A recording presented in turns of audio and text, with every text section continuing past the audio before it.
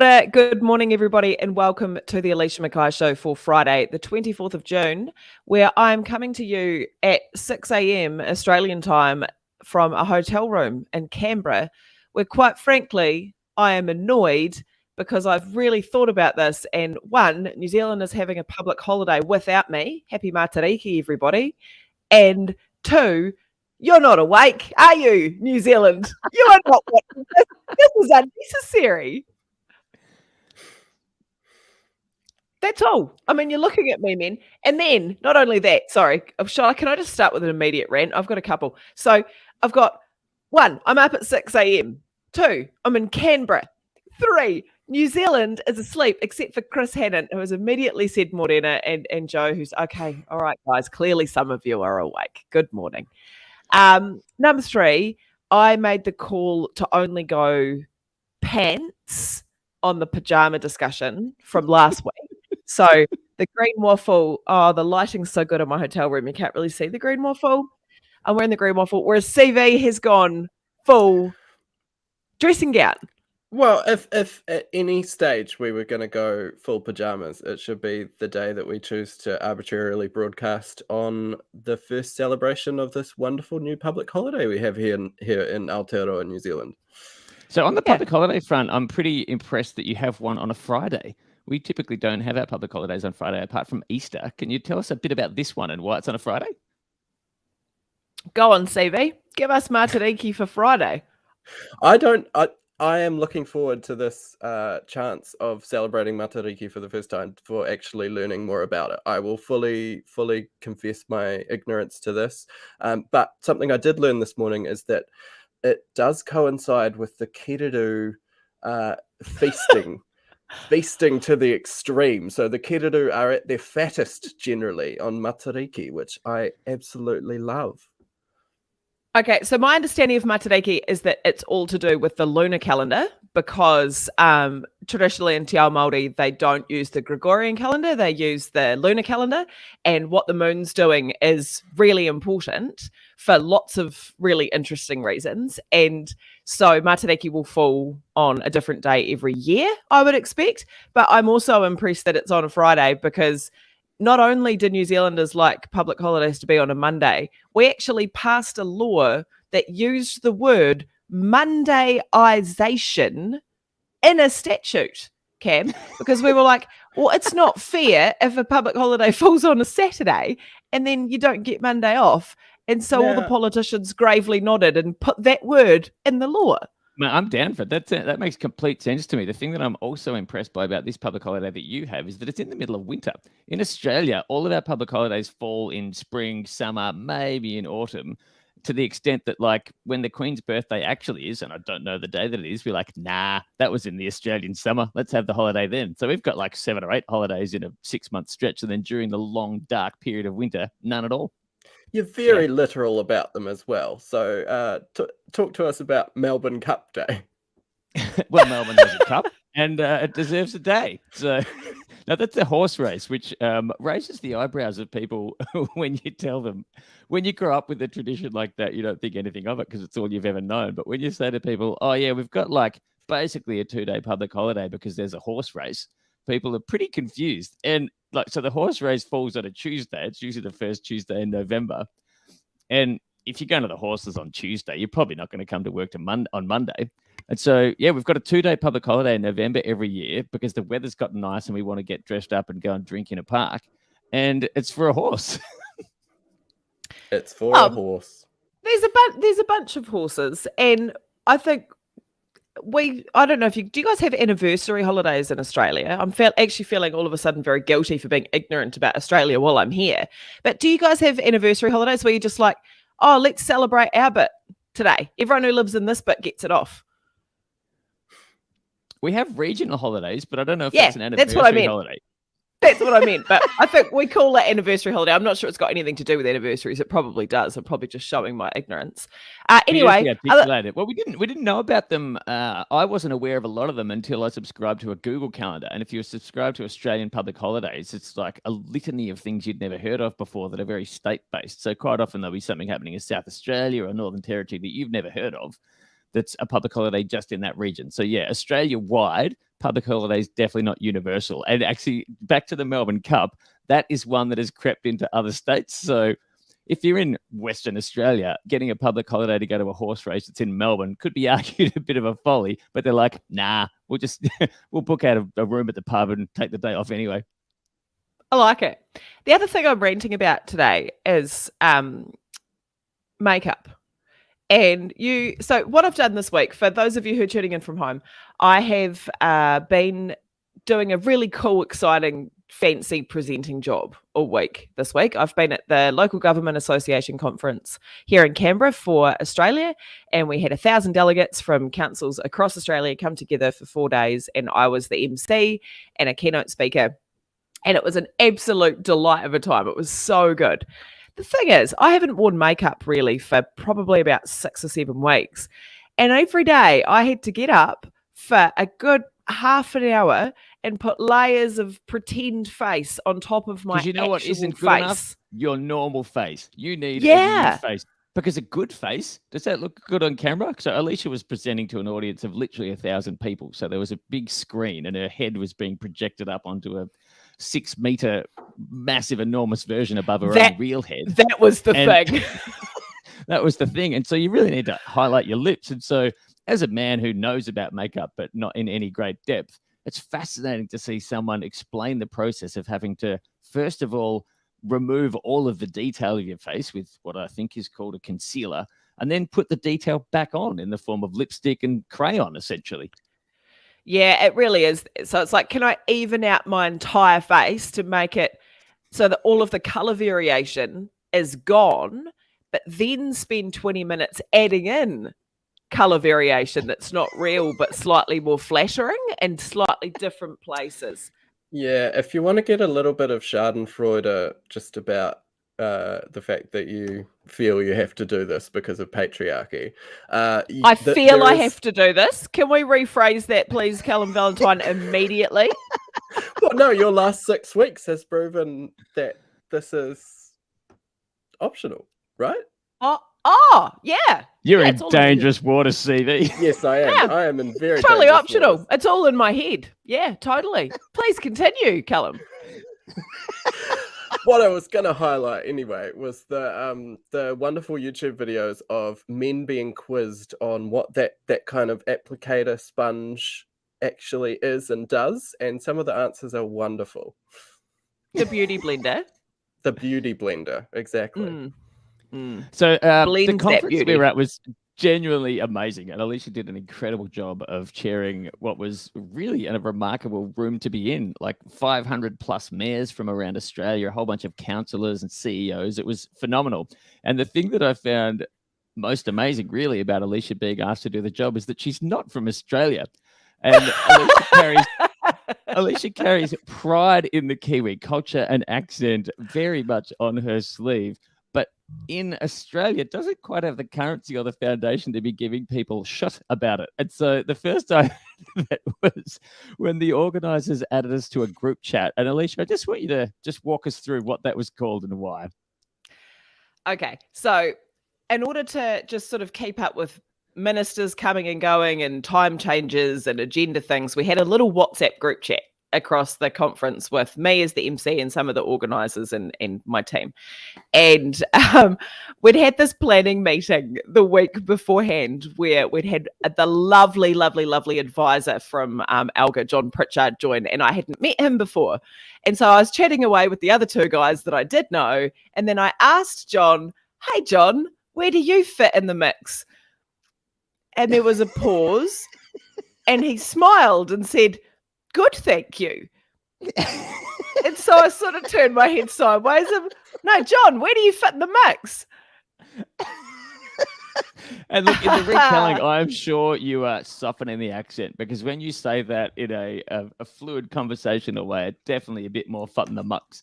But the joke kept going. So during the conference, because there were so many people there and so much participation required from the audience, there were 6 microphones placed around the room. And if someone in the audience needed to address the panel or whatever, they would go up to a microphone.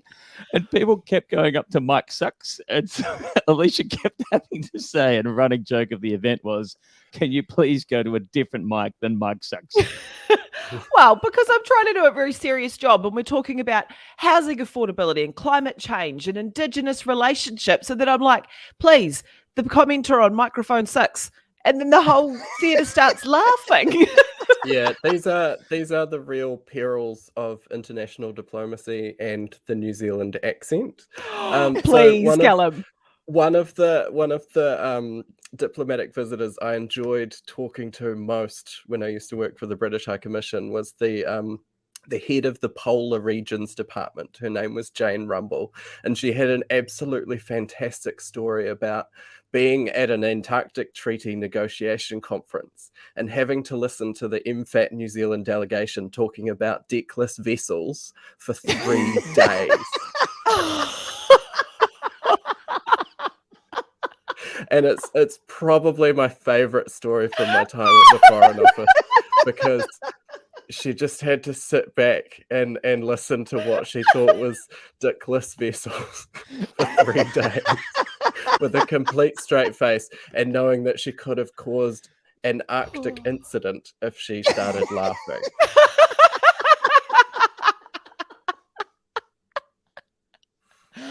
Oh, that is. You were enough for this conversation. That was amazing. Oh, what an example. That Actually, is the one joke Alicia told, which really landed well with the audience, was, I don't remember where the graffiti was, but No, Alicia, it's take it in away. Sydney, where you are. It's in Sydney. I forgot about this. So when I came down off the stage after my first humiliation around microphone 6, a really, really lovely mayor from Sydney came to see me, and she said, Alicia, I love the New Zealand accent. They all preface it with that. Oh, I love the New Zealand accent. It's very condescending, but also very lovely. Anyway, she says, I'm the mayor in Sydney, and down by the harbour, in my part of Sydney, there was quite some time ago in the mid-90s a big graffiti that said, Australia sucks on it.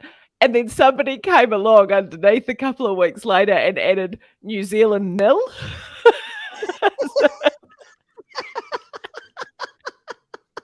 That's very, very good. And I thought it was very funny.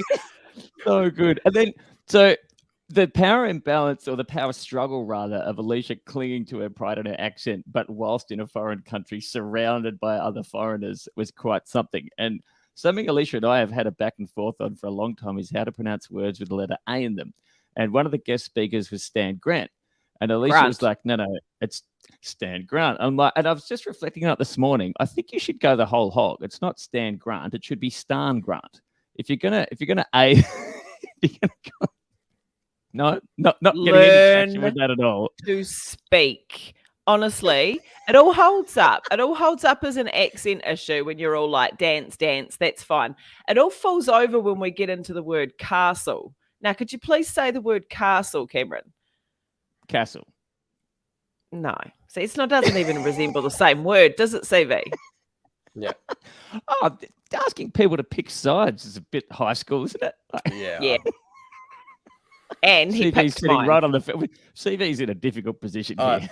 I've been arbitrarily placed. I've been arbitrarily placed in the middle this week, and now I know why. Okay, CV, do you have any news for us this week? What a segue! Thanks. So, I mean, no is the broad answer, and the answer is no because I barely left the house because, for inexplicable reasons, I am sick for the 2nd week in a row, and I actually physically couldn't work this week. I had an article to work on, and I was sort of sitting up with my MacBook, just trying to type, and fell back asleep and woke up 3 hours later and had to send a very contrite email that said, I really tried to do the thing and I just couldn't do the thing, and now it's 6 o'clock. So I've been very ill this week. This is another reason for the robe, and probably putting my foot in it before about some makeup issues. But Don't you try and justify your patriarchy on your illness. Well, this is where I draw a line, Callum Valentine. No, I entirely agree. And sometimes fish cannot see the river in which they swim. And this is the case with patriarchy. But what I will add to just justify my earlier putting my foot in it without really thinking is I do have some experience with wearing makeup. And I can tell you that the kind of opposite side of the coin experience is really valuable to have as a man. And that is the ways in which you are treated when you do wear makeup as a man. So I went to an 80s night. It was at San Fran Bathhouse a while ago. And I thought, why not? So I got my flatmate to do some eyeliner on me. I've done this a couple of times. I quite enjoy it. And I spent the whole night having this completely different experience of gender than I am used to. And some of the things about it have stuck with me and really fascinate me. So the first one was meeting strangers and talking to strangers. There are a set of assumptions that people make about you as a man that is flamboyant enough to A, wear makeup, and B, talk to a stranger, that you must be gay. There is no other category of thing that this person could be. So my kind of attempts to talk to and flirt with women were very much... about to say, this can't have been good for the picking up chicks business. It was very much destroyed by this because I just could not convince this woman that I am a largely straight man. So it didn't go well. But the more maybe meaningful thing... just on that, the burden of proof for who should be the arbiter of that, I quite like. Yeah, I mean, I did tell her multiple times, but I wasn't really believed, and that's the bit that really stuck with me. But the other thing, and maybe the more serious one, is I was kind of walking home, and I decided to walk home. It wasn't that late, it wasn't that cold, I didn't need to get an Uber, and I suddenly thought, I haven't walked home with people assuming I am a different category of thing before. So my actual ability to experience this different category of thing, albeit through people's perception of me, suddenly made me feel subtly unsafe in a way that has stuck with me and that I try and think about a lot. And yeah, I didn't intend to tell that story, but that's a really powerful experience that I had in the last few months that I think about often. I have a comparable one, and it's a really interesting change in perspective. So I was in Germany at the Love Parade, which is a massive, massive gay festival where nearly 1 million people descend on Berlin, usually. There was a disaster one year, so they moved it. So Berlin is a very famously tolerant place. It was moved to Essen, which is a town on the other side of the country, which is perhaps less progressive, shall we say. And me and my mates got pink tracksuits and just dressed up ridiculously so we'd just fit in and enjoy the fun. And at the end of the night, just as you described, CV, we became a target and we were harassed by people and we nearly got in a fight. And it was just because of what we were wearing and the assumptions that came with it. And yeah, that happened in 2007. And I still think about that all the time because it's that experience I've had that Alicia would have every week. Yep. Yeah, cool. All right. Obviously not going to go too far into that one. All right. Let's keep things light. Okay. The title slide up. We can do the actual segment. Well, hey, so just before we go, I just want to round out on the makeup thing. I saw a great tweet from someone in America saying they had a big political rift in their family, red v blue, Democrat v Republican, and their conservative father said, "You can't come to dinner until you say something positive about President Trump." And the person replied, "Well, he's normalized wearing makeup for men." And so, didn't go as planned. All right, CV, walk us through this Terry Pratchett. Yeah, so my absolute favorite author, I've read all of his books so many times, and is Terry Pratchett, who, if people aren't familiar, is a British, now sadly deceased fantasy satirical fantasy author who wrote a series called The Discworld, which is over 35 books, I think, by the time he finished with it. But they are packed full of ideas that I think about in everyday life. He was an incredible thinker and incredibly strong on the power of stories. So this one is from his book called Jingo, which kind of deals with racism and deals with the idea of jingoism and going to war. But this is a little part that I think about all the time, which is inventing a word called substition. And one of Terry Pratchett, the nature of Pratchett's kind of humor is finding the opposite of everything and testing the boundaries of everything. And substition is a perfect example of this. So this is things that only that are true that no one believes. And his examples here are, it'll get better if you don't pick at it, and sometimes things just happen. And those are both true. So I want to go through a couple and talk about a couple of examples of substitions. So just to be clear on the definition, a superstition obviously is something that people believe to be true that isn't. And so the flip of that is the substition, where no one believes it, but it's still true. And so the examples that CV has, well, go for it, CV. Well, hang on, CV. Is one of them that you were, in fact, straight and hitting on this woman in a bar, but she couldn't believe it? Was that a substition? Possibly not a universal enough experience to qualify, but fits the definition. As it turns out, it was. But that was unfortunate in that case. But my first example is let them eat cake. So let them eat cake is what the only thing that most people know about Marie Antoinette. I don't know enough about Marie Antoinette to give proper context here, but she was the wife she had all sorts going on. She had a lot going on. Like it wasn't just that she was getting married. There was wars in that, and she was doing her best. Like she was a good bitch, Marie Antoinette. That was better than any Alicia Rant's impression that I could have given of Marie Antoinette. That was fantastic. She liked brioche and that, you know. But famously, she has been labored by history with this concept of being blamed for everything wrong with the French system that led up to the French Revolution. It's always the woman's fault. They're like, oh, I know he's been behaving badly lately, but I think it's her. I think she's in his ear, you know? I think it's her. Sorry.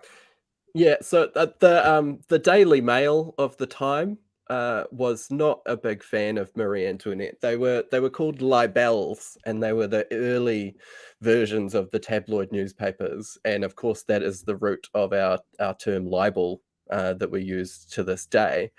And they just turned her into this demonic figure. So they at one point they took her son away from her, and he was 8 years old at the time, plied him with alcohol and made him falsely confess a whole lot of awful things about his mother, including incest.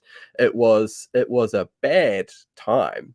And Marie Antoinette was incredibly maligned by history. And to this day, the superstition that people have is that she was this holier than thou symbol of opulence who said, let them eat brioche, which was actually first published by Rousseau when she was 8 years old and attributed to a nameless princess. So probably the reality is that nobody ever said it.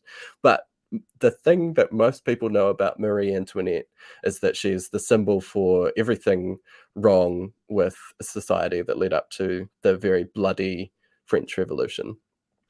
Which, when you think about it, is just like a little bit like, I'm going to put that away. I had a whole thing I was about to go on, and I'm going to put it away. Actually, I'm also going to put the next bit away. Cam, I'm putting a lot away here. Any substitions, Cam?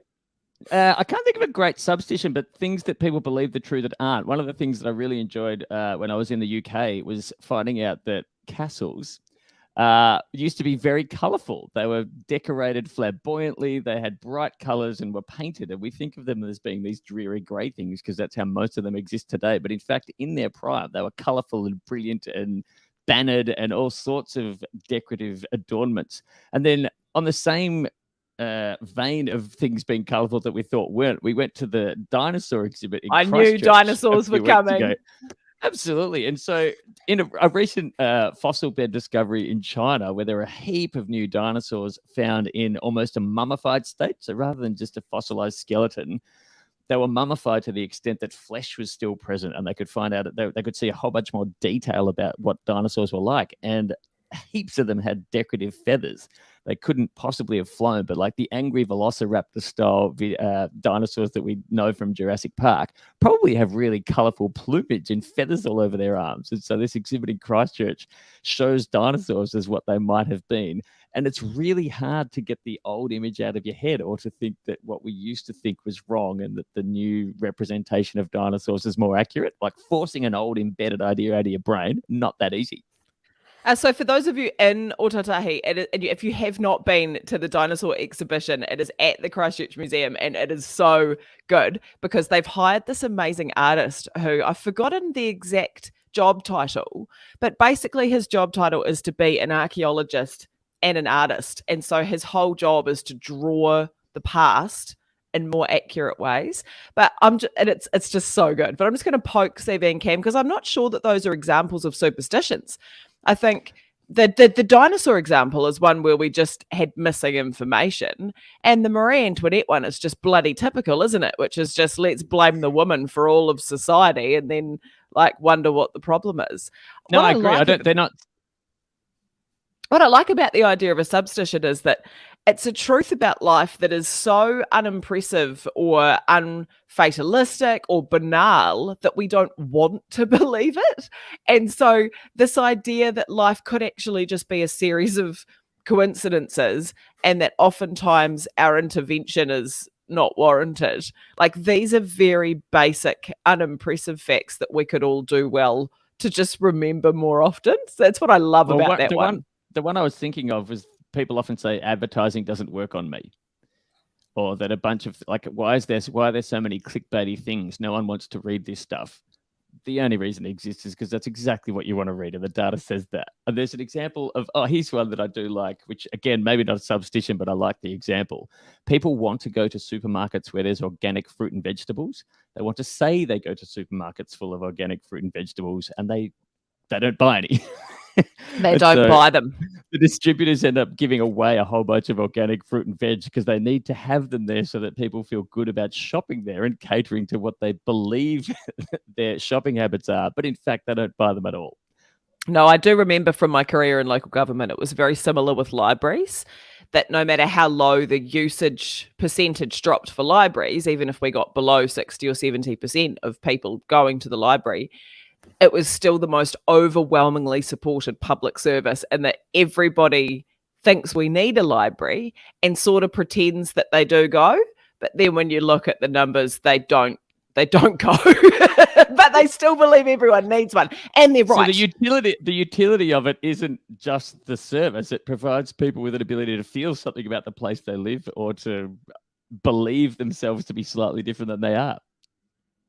Yeah, I'm going to go to the National Library in Canberra today and go and check that out and compare it to our National Library, so I could report back next week on the Great Library War and see how they got on. Australia's bigger, so theirs might be better, but I mean, who knows? Well, as a font and graphic design nerd, my biggest impression of the Ashburton Public Library, which Alicia took me to on a tour of her hometown, was that their Times New Roman N had been put on the wall upside down, and so the serifs and the lines didn't line up, which I thought, for a place of a public institution reflecting education, I couldn't get past the sign. This is the same town who, for over a decade, when it rained, because they hadn't fixed the asphalt in front of the council building, had a special plank that we kept at reception that we put out for when it rained, so the old ladies could get over the puddle to come and pay their rates. It was the flooding plank. So, I mean, given that was the setup to get into the council, I'm thinking we're not too worried about the Ashburton District Council sign.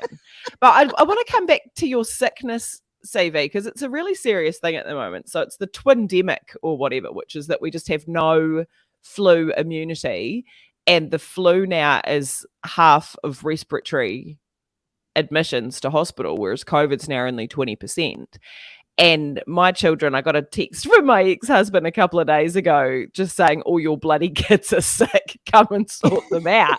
Because my kids have all been off sick for weeks, and I was awfully sick as well. It's a serious thing. And what it makes me think of, and linking to your substitution idea, is that this is a COVID impact that isn't COVID. And so having 2 years of pandemic lockdowns and removing people from hanging out with each other has now reduced our immunity to flu virus that with antibodies we'd usually have, and has made this flu season so horrific that it's now taking out like half of teachers in some schools. And just thinking about, do our brains want to associate the two? Because I know that there are pandemic deniers out there now going, see, the bloody flu is actually just as bad as that COVID was. Is that a substition? Wrong way around. I mean, I love this idea because of how difficult we are finding it, which is kind of the point about substitions, isn't it? They're really hard to identify. But yeah, also that with that flu thing, there's a weird medical factual xenophobia to all this, where this is where our flus come from, is from people coming in from overseas. And we had a genuine lack of that for a period of years. And we were in this hermit healthy kingdom for a while. And now we're all sick again because we're mingling. We're mingling with each other. And that's kind of just the cost of like living in the world. And being near someone who's sick feels different now. And in the 1,000-seat auditorium that we're in this week, there was a lot of coughing in what was otherwise silence. And it takes on a shady, weird tone. And the pride people used to have in showing up sick has now quite rightly turned into something that you actually frown on. You don't want people to be around you when you're sick. Don't soldier on. Just stay away. Am I just not going to point out that we had a minister take the stage clearly with every orifice of her face running? And everyone was like, so good, turned up even though she was sick. And I'm like, this is a problem. I just think it's an interesting example of like long range impacts of things that like analysts will predict in the future. They'll be like, there'll be long running impacts of this thing where we'll have like weird impacts on the economy and society and health or whatever, but we don't really put the two together. And then we're like, wow, this is terrible. I can't believe how bad the flu is this year. Like, we can't be told. There's like, that's a whole half hour on its own. We can't be told. But to boot this particular chapter close, we wish you had a wonderful morning on your public holiday. And we hope in a selfish way that you appreciated getting up at what is 6 a.m. here in Australia. Alicia, boot it home. Yeah, no, look, if you did join us, Joe, Sarah, Chris, Hane, everybody else who's commented in the live stream, thank you for getting up on your public holiday to join us. We did get up at 6 a.m. In fact, I got up at 5:30 a.m. and I'm still bitter about it, even though I've got my pajama pants on. But as always, it is a delight to have the opportunity to join you on a Friday morning. Sorry, just to jump in, I thought it'd be really useful if anyone is listening to send in examples of substitions. We'd love to hear more during the week. I think this is a segment that we could pick up in a week's time when we've had time to think about it and come back with some good ones. So if you're listening and you've got some, please send them in. There's a substition on screen now that pineapples grown up in trees rather than ground-based. Yes, the first time you see a pineapple bush, that is quite an experience. And if you don't know how a pineapple grows, prepare to be amazed by a Google. Thank you for a wonderful morning, everybody. You've kind of taken the steam out of my closing comments, so I think we might just leave it there, everybody. I apologize. That was not smooth exit material from me there. Bye, everyone. Have a good Friday.